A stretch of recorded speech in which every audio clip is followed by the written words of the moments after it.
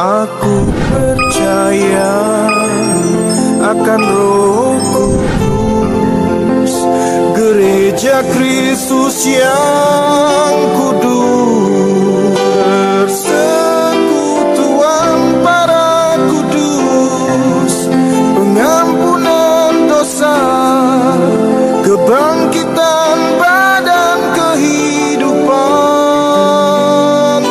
yang kekal.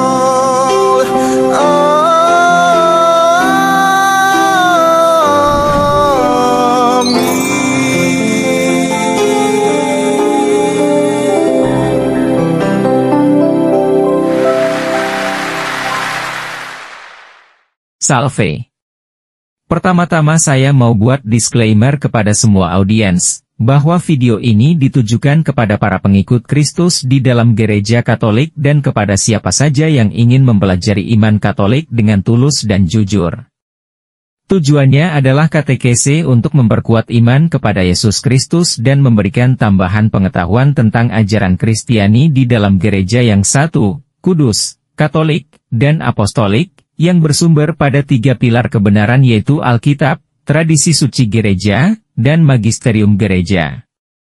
Selain itu, video ini bersifat apologetik. Artinya, konten video ini berisi argumentasi-argumentasi yang mempertanggungjawabkan kebenaran ajaran iman Katolik.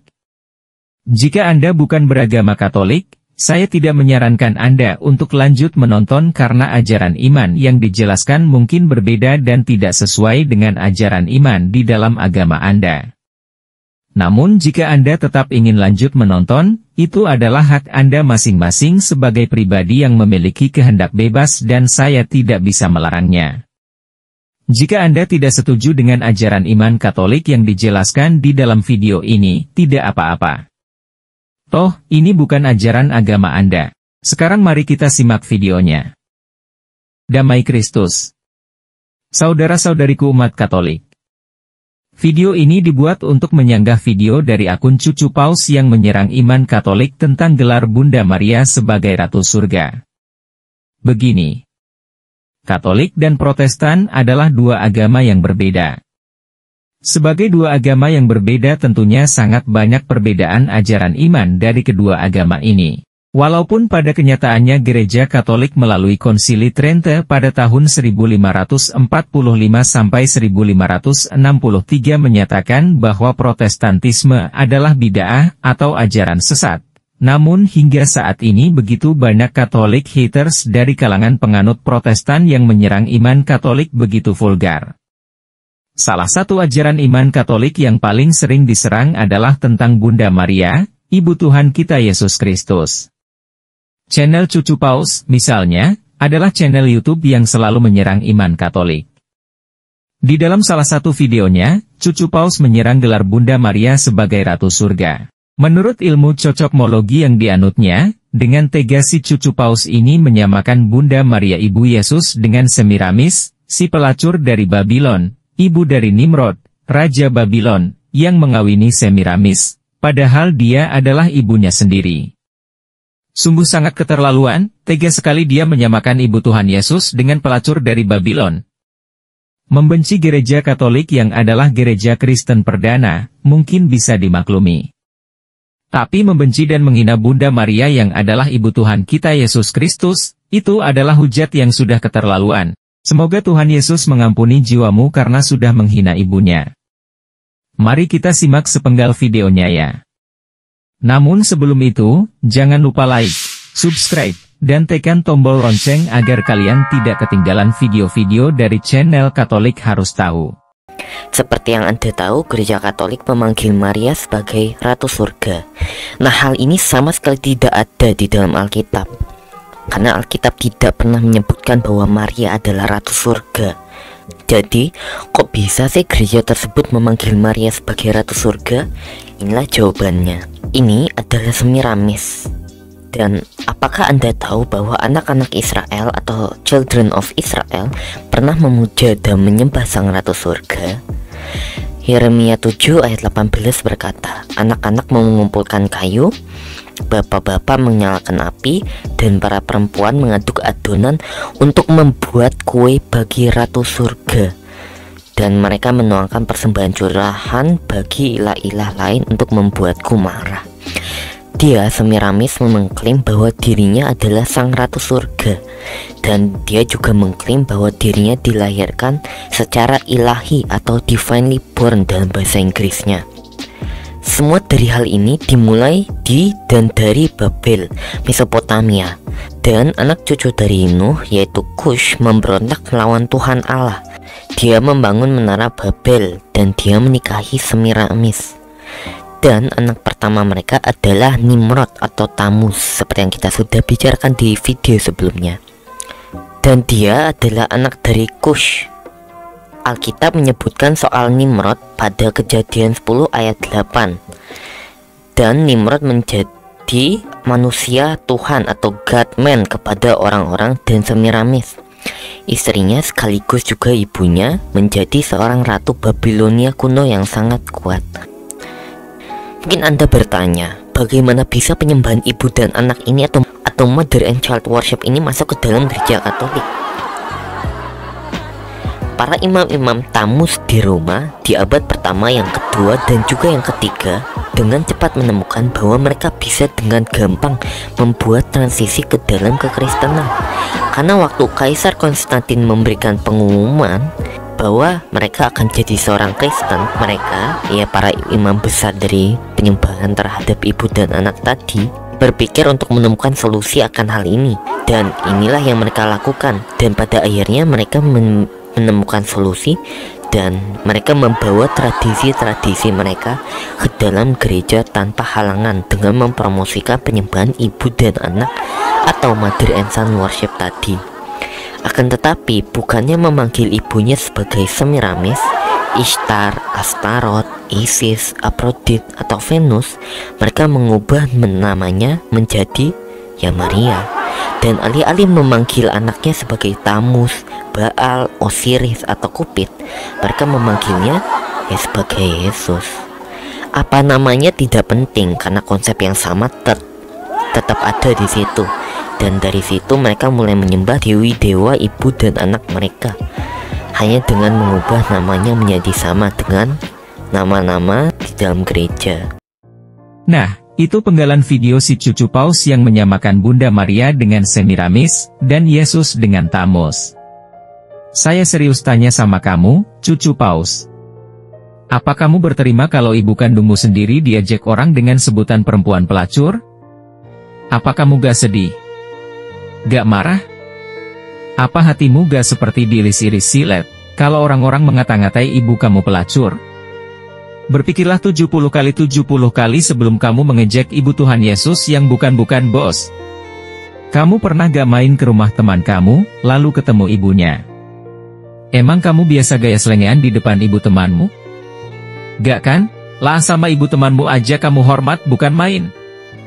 Ini sama ibu Tuhan Yesus, Bunda Maria, kamu kok begitu teganya menyamakan beliau dengan dewi-dewi kafir si pelacur Babylon? Oke, sekarang kita pakai logika berpikirmu. Supaya jangan ada orang-orang Kristen yang dibodoh-bodohi sama kamu lagi. Dengan logika ilmu cocokmologi yang kamu pakai, kamu menyamakan Bunda Maria dengan Semiramis. Sekarang saya balik bertanya ke kamu menggunakan logikamu. Karena Tamus itu disebut sebagai anak Tuhan, harusnya kamu juga mengatakan Yesus itu sama dengan Tamus karena Yesus adalah anak Tuhan dan anak dari Maria. Maka semua orang Protestan di dunia ini juga menyembah Dewa Tamus karena kamu menyamakannya dengan Yesus. Harus konsisten dong. Jangan cuma Bunda Maria yang kamu sebut Dewi Semiramis, si pelacur Babylon. Yesus juga harus kamu sebut Tamus, si anak Tuhan, hasil perkawinan Nimrod dengan ibunya sendiri. Jangan cuma menuduh Katolik menyembah Semiramis dan Tamus melalui Bunda Maria dan anaknya Yesus. Kamu juga harus menuduh semua Protestan menyembah Tamus melalui Yesus karena Protestan juga mengimani bahwa Yesus adalah anak Tuhan. Gimana? Iya kan? Jangan cuma comot-comot yang kamu suka. Tapi kamu lupa konsekuensi dari comotologi dan cocokmologi yang kamu gunakan, berbalik menyerang kamu. Sekarang saya akan menjelaskan hal yang benar, mengapa Gereja Katolik memberi gelar Maria sebagai Ratu Surga. Kamu sebaiknya dengarkan baik-baik. Setelah paham, pergilah kamu bertobat supaya dosa-dosamu karena menghujat Bunda Maria diampuni oleh anaknya, Yesus. Mengapa Maria disebut Ratu Surga? Begini. Gelar Bunda Maria sebagai Ratu Surga berhubungan dengan gelar Bunda Maria yang lainnya, yaitu bahwa Bunda Maria adalah Bunda Kristus. Gereja Katolik mengakui bahwa Yesus Kristus adalah Sang Raja di atas segala raja di bumi ini, lihat Wahyu 1 ayat 5, dan dari Yesus Kristus, saksi yang setia, yang pertama bangkit dari antara orang mati dan yang berkuasa atas raja-raja bumi ini. Bagi Dia, yang mengasihi kita dan yang telah melepaskan kita dari dosa kita oleh darahnya. Karena Gereja Katolik bukan penganut ajaran sesat sola scriptura yang artinya hanya Alkitab, tetapi bersumber pada 3 pilar kebenaran yaitu Alkitab, tradisi suci gereja, dan magisterium gereja, maka saya akan jelaskan berdasarkan ketiga pilar kebenaran gereja tersebut. Yang pertama, dasar Alkitab. Berikut saya jelaskan dasar Alkitab mengapa di dalam Gereja Katolik Bunda Maria disebut Ratu Surga. Ingat, ini bukan tafsiran orang per orang seperti yang sering dilakukan oleh para Katolik haters, yang selalu menafsirkan senak jidat mereka. Adalah otoritas magisterium Gereja Katolik yang mengajarkan dan pengajaran ini diakui serta diterima oleh seluruh umat Katolik termasuk ke-23 Gereja Katolik Timur yang telah bersatu ke dalam tahta suci di Roma. Pertama, Kitab Suci mengajarkan bahwa para kudus di surga akan menerima mahkota kehidupan, terlebih Bunda Maria yang adalah orang kudus yang terbesar. Rasul Paulus mengajarkan bahwa Tuhan memberikan mahkota kebenaran kepada orang-orang yang telah mengakhiri pertandingan dalam kehidupan ini dengan baik dengan memelihara iman. Lihat 2 Timotius 4 ayat 8. Jika ini berlaku untuk Rasul Paulus dan semua pengikut Kristus yang memelihara iman, maka hal ini pastilah lebih lagi berlaku untuk Maria, Ibu Tuhan Yesus, yang ketaatan imannya terus terpelihara sejak mengandung Tuhan Yesus sampai mendampinginya di kaki salib. Kesetiaan Bunda Maria yang bertahan sampai akhir, mendatangkan mahkota kehidupan yang dijanjikan Tuhan. Lihat surat Yakobus 1 ayat 12, 1 Petrus 5 ayat 4, dan Kitab Wahyu 2 ayat 10. Janji mahkota kehidupan bagi orang beriman ini digenapi secara istimewa dalam diri Bunda Maria, seorang yang sungguh beriman dan telah lebih dahulu dipilih Allah untuk melahirkan Kristus putranya. Di dalam Maria dipenuhi janji Tuhan yang memberikan kerajaan yang mulia dan mahkota yang indah dari tangan Tuhan kepada orang-orang yang benar. Lihat Kitab Kebijaksanaan Salomo bab 5 ayat 16. Kedua, firman Tuhan menggambarkan Bunda Maria sebagai perempuan yang bermahkota 12 bintang. Kitab Wahyu bab 12 menyebutkan penglihatan Rasul Yohanes akan surga di mana terlihat sang tabut perjanjian, yaitu seorang perempuan yang berselubungkan matahari, dengan bulan di bawah kakinya dan bermahkotakan 12 bintang. Lihat Kitab Wahyu bab 11 ayat 19 sampai bab 12 ayat 1. Tanda besar di langit itu, yaitu perempuan tersebut, adalah Bunda Maria, sebab anak laki-laki yang dilahirkannya dan yang akan menggembalakan semua bangsa itu adalah Kristus. Jadi Bunda Maria adalah tabut perjanjian Allah yang baru. Karena seperti tabut perjanjian lama berisi firman Tuhan di dalam 2 loh batu, maka tabut perjanjian baru mengandung firman Allah yang menjadi manusia. Ketiga, dalam kitab suci, disebutkan bahwa ratu kerajaan yang duduk di sebelah kanan raja adalah ibu dari sang raja. Di dalam perjanjian lama, ratu kerajaan bukanlah istri sang raja, melainkan adalah ibu sang raja, yang disebut Gebirah atau ibu suri. Sebab di masa itu raja dapat mempunyai lebih dari satu istri, sedang ia hanya mempunyai satu ibu. Gebirah ini dihormati bersama raja. Lihat Yeremia bab 13 ayat 18. Nama ibu sang raja ini dicantumkan bersama dengan setiap raja Yehuda, yang merupakan keturunan Raja Daud. Lihat 1 Raja-Raja bab 14 ayat 21, bab 15 ayat 9 sampai 10, bab 22 ayat 42, 2 Raja-Raja bab 12 ayat 2, bab 14 ayat 2, bab 15 ayat 2, bab 15 ayat 33, dan seterusnya. Dalam kitab Raja-Raja yang pertama, dikatakan bahwa Ratu Batsheba menghadap Raja Salomo dan Raja memberikan tempat duduk atau tahta kepada bundanya di sebelah kanannya. Lihat 1 Raja-Raja bab 2 ayat 19. Dengan demikian gelar Bunda Maria sebagai Ratu Surga berhubungan dengan perannya yang istimewa dalam sejarah keselamatan, yaitu sebagai Bunda yang melahirkan Kristus Sang Raja Penyelamat umat manusia. Lihat Lukas 1 ayat 31 dan 32. Kesimpulannya, gelar Ratu Surga atau Gebirah yang mengacu kepada Bunda Maria tidak sama dengan istilah Ratu Surga atau Malaikat yang disebut dalam Yeremia 7 ayat 18 dan bab 44 ayat 17 seperti yang diekspos oleh si cucu paus. Sebab, Gebirah atau Ratu Surga mengacu kepada Ibu Sang Raja dari keturunan Yehuda. Sedangkan Malaikat atau Ratu Surga yang diangkat si cucu paus itu, mengacu kepada Dewi Kesuburan bangsa-bangsa Semit, yaitu Astoret atau Astarte. Hati-hati! Iblis itu memang penyesat dan sering memutarbalikkan fakta. Jadi, karena Bunda Maria adalah ibu dari Tuhan Yesus, Sang Penguasa Surga, lihat Matius 28 ayat 17, dan Sang Raja Semesta Alam, maka Gereja Katolik menyebut Maria sebagai Ratu Surga. Mengapa Ratu Surga? Karena Maria adalah ibu dari Sang Raja Surga. Siapa itu Sang Raja Surga? Yesus Kristus. Jelas ya? Ini tidak ada hubungannya dengan Semiramis sama sekali. Mengerti? Semoga Roh Kudus membuka akal budimu. Mari kita lihat sekali lagi kitab 1 Raja-Raja bab 2 ayat 19-20. Batsheba masuk menghadap Raja Salomo untuk membicarakan hal itu untuk Adonia, lalu bangkitlah Raja mendapatkannya serta tunduk menyembah kepadanya, kemudian duduklah ia di atas tahtanya dan ia menyuruh meletakkan kursi untuk Bunda Raja, lalu perempuan itu duduk di sebelah kanannya. Berkatalah perempuan itu, suatu permintaan kecil saja yang kusampaikan kepadamu, janganlah tolak permintaanku. Jawab Raja kepadanya, mintalah, ya ibu, sebab aku tidak akan menolak permintaanmu. Nah, bukankah ini terlihat seperti hubungan Yesus dan ibunya Maria? Dalam tradisi kerajaan Davidik atau kerajaan Daud, sang ratu kerajaan tentulah seorang ibu dari sang raja yang sedang memerintah, bukan istri atau selir raja. Yesus Kristus adalah sang raja yang memerintah selamanya, ia adalah seorang keturunan Raja Daud.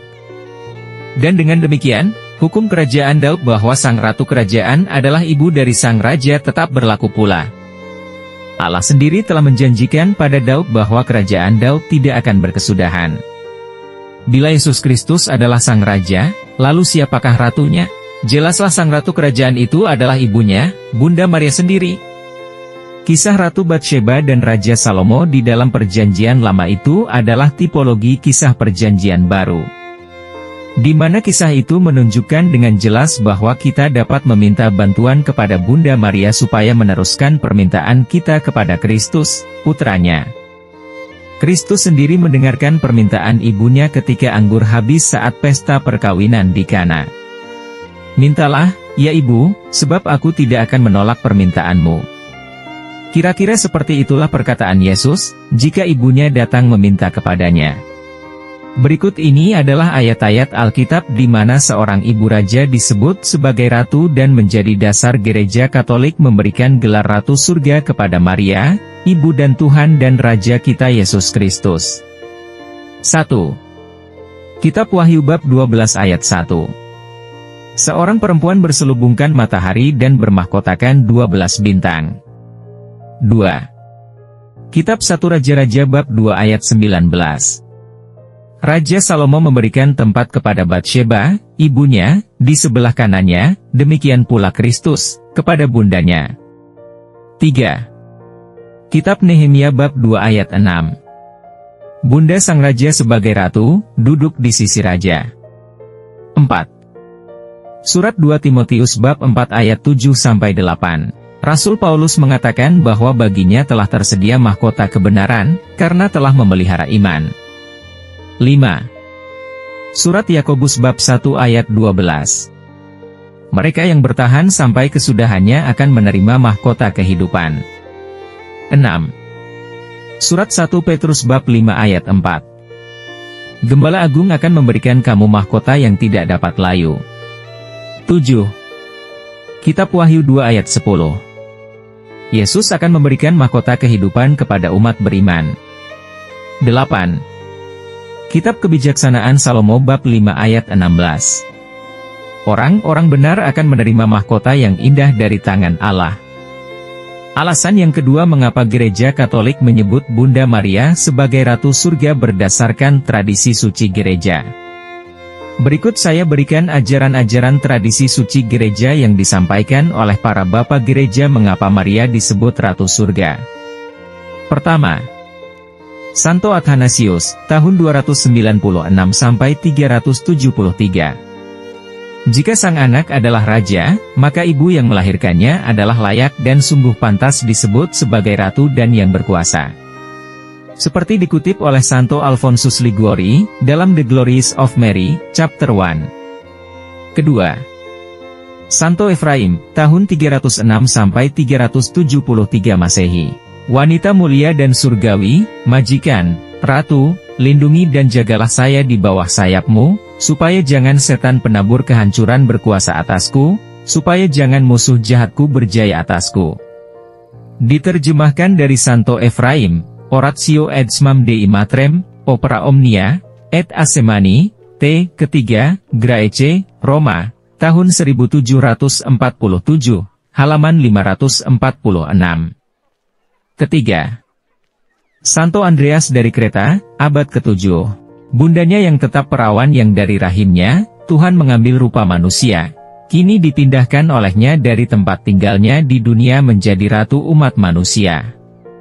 Santo Andreas dari Kreta, Homily the Second on the Dormition of the Blessed Mother of God, PG 97, 1079b, dikutip oleh Paus Pius ke-12 dalam Ed Celi Reginam. Selanjutnya ia berkata, Ratu dari segenap umat manusia, setia terhadap arti dari namanya itu, yang ditinggikan di atas segalanya, walau tidak menjadi di atas Tuhan sendiri. Homily the Third on the Dormition. Keempat, Santo Bernardinus dari Siena, tahun 1380–1444. Ketika Maria setuju untuk menjadi bunda dari Sabda Ilahi, maka oleh persetujuannya ia memperoleh gelar ratu bagi dunia dan semua ciptaan. Seperti dikutip oleh Santo Alfonsus Liguori, dalam The Glories of Mary, chapter 1. Kelima, Santo Louis de Montfort, tahun 1673–1716. Tuhan menjadikan Maria Ratu Surga dan Bumi, pemimpin pasukannya, pembagi rahmatnya, pekerja mukjizat-mukjizatnya, penghancur musuhnya dan penolong yang setia di dalam pekerjaan-pekerjaannya dan kemenangannya. Betapa tepatnya, ketika Santo Albertus Agung menghubungkan sejarah Ratu Ester dari kitab Ester sebagai gambaran Ratu Maria kita. Ester berdiri di hadapan Raja Ahasuerus dan memohon bagi bangsanya, "Jika engkau berkenan kepadaku, O Raja, kabulkanlah permohonanku demi bangsaku." Lalu, karena kasihnya kepada Ester, Ahasuerus mengabulkan permohonannya dan mendekretkan keselamatan bagi bangsa Yahudi.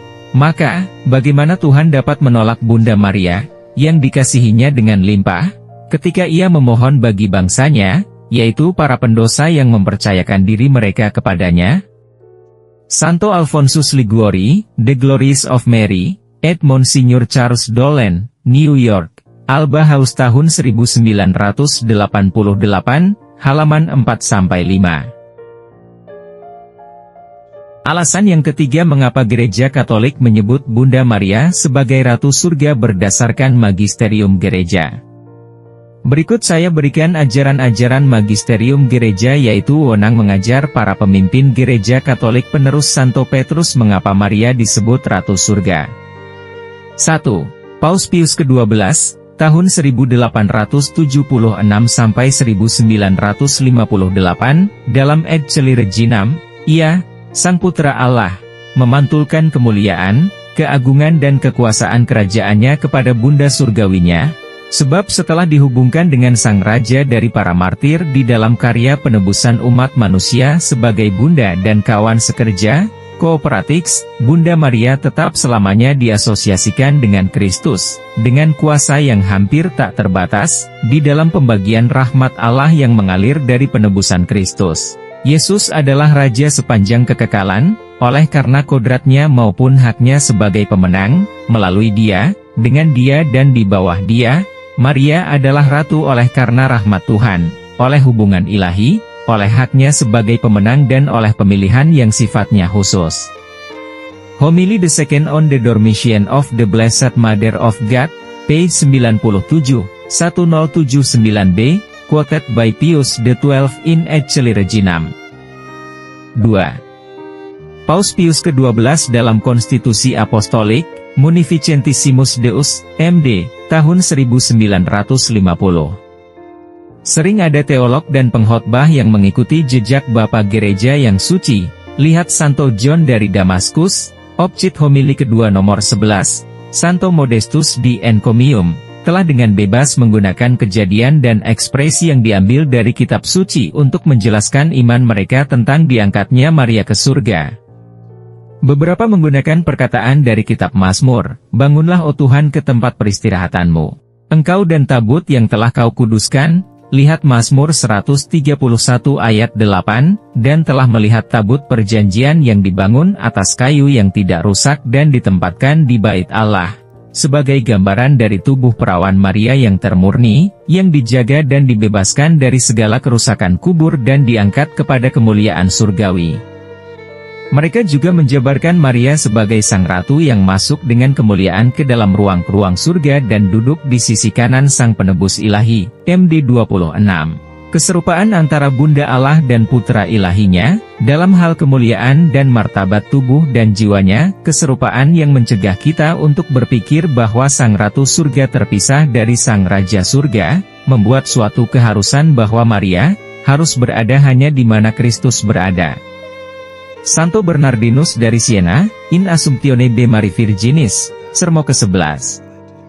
Lagi pula, adalah suatu yang masuk akal dan layak bahwa tidak hanya jiwa dan tubuh laki-laki saja, tetapi juga jiwa dan tubuh perempuan harus memperoleh kemuliaan surgawi, MD 33. Oleh karena itu, Bunda Tuhan yang terhormat, dari segala kekekalan digabungkan secara tersembunyi dengan Yesus Kristus akhirnya memperoleh sebagai puncak tertinggi dari segala haknya yang istimewa, bahwa ia harus dijaga agar bebas dari kerusakan kubur dan bahwa seperti putranya, setelah mengalahkan maut, ia dapat diangkat tubuh dan jiwanya ke dalam kemuliaan surga, di mana sebagai ratu, ia duduk di dalam kemegahan di sisi kanan putranya, Raja segala masa yang kekal. Lihat 1 Timotius 1 ayat 17 MD 40. 3. Konsili Vatikan II, Konstitusi tentang Gereja, Lumen Gentium, LG.